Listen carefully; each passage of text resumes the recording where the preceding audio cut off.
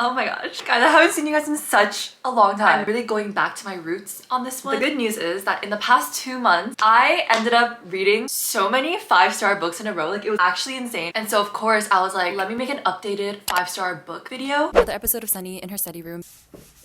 Okay, that's not coming up. This is my PSA. If you guys also have this wave of new anxiety going back to school, that's what it is for me. Like, even though I'm one of those chronically do not disturb people, every time I check my phone and then I see all of like the messages, it makes me want to throw my phone into the river and live the rest of my life as a hermit in the woods. Just too much stimulation. I don't know, there's too much to think about. The weather's getting warmer and it's so beautiful outside. I feel like there's more social pressure to go out and do things, and that can also just be overwhelming, anxiety inducing. It's just like a lot to keep up with, you know what I mean? And it actually is true that anxiety often peaks during the springtime, even though spring is my favorite season. And that's why the paid partner of this video is BetterHelp. The majority of BetterHelp members seek support for anxiety, and 69% of members, they report improved anxiety symptoms after only 6 weeks of therapy on BetterHelp. And it's so easy to start. You just go onto the website, you fill out a simple questionnaire, and they can connect you to a credentialed therapist as soon as possible. My favorite part about BetterHelp is that you can easily switch therapists with no extra costs, and that therapeutic relationship is the single most important thing in my opinion. They make sure that all their therapists are well qualified, and their customer support team is there to help if you have any questions. With over 7,000 reviews and a 4.3 rating on Trustpilot, BetterHelp is a platform that you can trust. So let BetterHelp help you rule out your anxiety so it doesn't rule you. You can click the link in the description or go to betterhelp.com/sunnykimchannel and get 10% off your first month of therapy. Thank you so much to BetterHelp. Let's get into the 5-star books. If you guys know me, then you know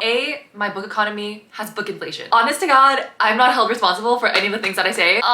It's just based off vibes, okay? Sue me. The first book / 2 books that I have to talk about because they're part of a duology, the Beautiful Hearts duology by Emma Scott. The first book is called Bring Down the Stars. I picked this up literally out of nowhere for absolutely no reason at all. Oh my gosh, tell me why this was like the best book duology I've ever read in my entire life. Okay, let me explain it. Hear me out. Just hear me out.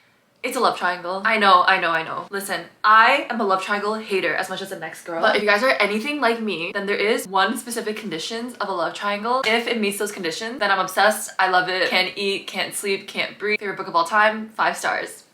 That condition is if there's A and B and C both love A, B and C both also have to like love each other, brothers, pseudo brothers, whatever. They need to love each other more low-key than they love A, and then that's why one of them is gonna like stay silent because they care about the other person's happiness more than they care about their own. Like, it has to be a selfless kind of love triangle. Like, I don't really want like a Bella, what the hell have you been loca? I need a love triangle where it's like actually painful. So this is exactly like that. So we have the 2 boys, Weston and Connor, and they have been like best friends, like borderline pseudo brothers ever since they were in high school. Weston got into that school on like a writing scholarship, but he keeps it a little secret. He's also a really good runner. He's a runner, he's a track star. So he goes to college on like a track scholarship. Connor also goes, they live together. Their families are really close. Like, they spend Thanksgiving together. Like, these boys are literally pseudo brothers and they love each other so much. Actually, nothing they wouldn't do for each other. Just so sweet. I love when there's like positive relationships between boys in books. We need to send all our fathers and sons to therapy and then make them read this book. Of course, when they get to college, they meet the girl named Autumn. Weston meets her first. He falls head over heels in love with her immediately at first sight. Weston's whole character arc is the fact that his father abandoned him and his siblings when they were younger, and he has like really never healed from that, and it's causing a lot of angst. She kind of has had a thing for Connor. Connor's like the more socially outgoing, charismatic one, and so it's kind of just like a little innocent, cute, girly campus crush. Nothing that serious, but like kind of. Then she's kind of like intrigued by Weston. Then turns out that Weston and Connor are like best friends. Then she's kind of like, oh, like maybe Weston doesn't really like me. The first book gives like Let It Shine, the Disney Channel original movie, which is actually my favorite Disney Channel original movie of all time. I've had a crush on Greg from Abbott Elementary ever since I saw him when I was like in the 5th grade or whatever.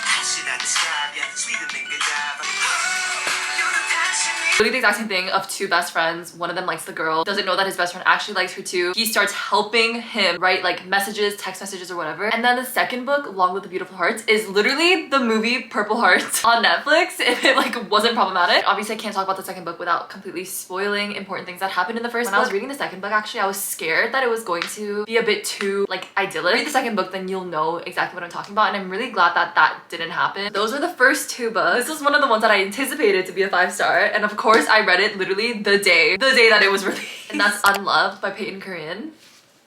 This is the second book. I don't know what the series is called actually, but the first book is called Unsteady. And these are hockey romances. And I am a hater at heart. The popular ones, like I mean, listen, you do you. You know, there's a lip for every pot. I'm not here to yuck anyone's. For the girls who love it, I love that, and I love you. I just think they have never been for me. Like the Off Campus series, Icebreaker. This is the first book series that I actually was like, oh my gosh, I Love It, Give Me 14 More. So the first book, I talked about it last year because I gave it a 5-star, and this next book is like one of the boys on the hockey team. He's kind of like the funny side character, but you know that there's like probably heartbreaking tragic lore behind the character. Do you know what I mean? And then it's the girl from the first book's best friend, Ro. She starts tutoring him. I'm pretty sure he has a learning disability some type, and she kind of really advocates for him. It's like that kind of trope. And this book randomly is like really traumatic. Definitely has a lot going on in it. I personally just love this book because of the friends to lovers in it. Was like so good and just done so well. Like, let me find what I wrote about this book.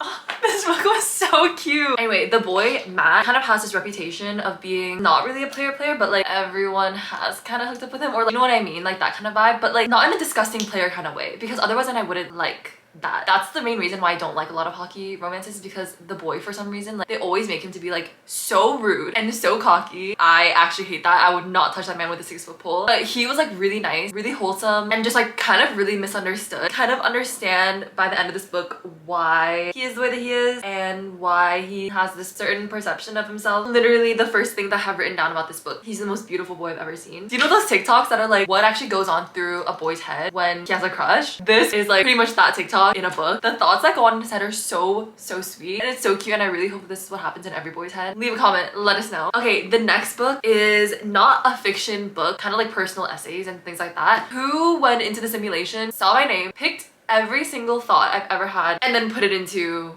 this book? That is so crazy. The book is called This Is Me Letting You Go. Every chapter is basically like, read this if you, and then like different situations. So like, read this if nobody texted you good morning. Read this if you're worried that you'll never find the one. Read this when you're tired of everything. You don't need to read the entire book, even though I do think that it's a short book. I mean, like probably the one that like hit me the most was the 4th one, which is read this if you're worried that you'll never find the one. Because in this book, she talks about like independency and like self-sufficiency. That is so crazy, because what you're saying is like verbatim exactly what I believe and what I've told to other people. And I was just like, I've never met someone, or I've never read someone who thinks so exactly the way that I think. You are going to be the person who shows up to accept your reward. You are going to be the person who holds your own hand when you're broken. You are going to be the person who gets yourself up off the floor every time you are knocked down. And then this one, also number 6, which is you should choose the lifestyle you want over the person you want. I want to make it clear I'm not bashing marriage or relationships or romance of any kind. I love love. I love it too much. I lose my mind and my heart and my footing over love much more often than I'd like to admit, and that's the only reason I know anything about this in the first place. Love is wonderful and worthwhile and enriching, but it should never be a standoff between the person and the life that you want. We tell ourselves that love is enough, that it conquers everything, but we forget that love shouldn't be the thing that conquers our lives. We should be. You need someone you can rely on, and that person has to be you. At the end of the day, if everyone else bails and flakes and fails to show, you will still be there. If you're who you're left with at the end of the day, be happy with who you've ended up with. Make sure it's someone you'd pick over flaky, unreliable love interest or friend. You understand that everyone has their own demons and nobody owes it to you to fight them. At the end of the day, you have 2 choices in love. One is to accept someone just as they are, and the other is to walk away. There's no in between. And the last book that I have to talk about is another hockey book, actually. What is happening? I feel like they're not as well known and not as popular, and that's probably because they're like, they don't have that same sauce that the popular books do, but it's like, I don't really like that sauce. This one is Our Teammate by SCK. The series is called the Ice League series. Did I read the other books in the series? No. Did I read them in order? No. Am I going to? Absolutely not. I'm just here to pick up my little endgame and leave. Don't kill me. It's another love triangle. It's a love triangle in the same flavor as the Beautiful Hearts duology. Like, I think if you like that series, you would actually really like this book. It's so similar. 2 boys, Griff and Nick. Griff is the quiet one, who I love, obviously. Nick is like the more extroverted. Both of them are like reffing like the younger boys hockey team. And one of the boys on the hockey team named Duke, he has an older sister named Savannah. The second that Griff sees her, he like falls in love with her. They end up all becoming friends, like the 4 of them. Savannah kind of becomes closer friends with Nick because she is kind of like quieter also. And so he's kind of like the one who's like can get close, and he starts pursuing her heavily, and he lets Griff know that. Griff obviously never says anything about him liking Savannah because he already knows that Nick likes her and he loves his best friend. This is literally the slowest slow burn you'll ever read in your entire life. It's like actually insane. I think it takes place over like a decade maybe. There's like time jumps, like crazy time jumps. Like, I don't think this is a spoiler.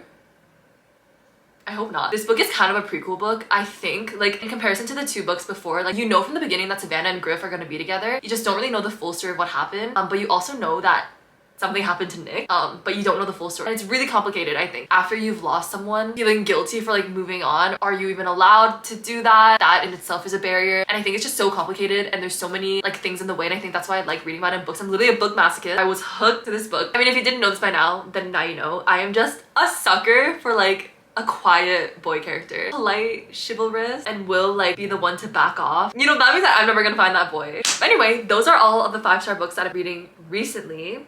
Thank you for letting me yap about it. Please go read them because I have no one, absolutely no one to talk about this with. Please read it. You won't regret it. Subscribe below if you haven't already. Follow me on my socials, all linked in the description. I'll see you all in the next one. Goodbye!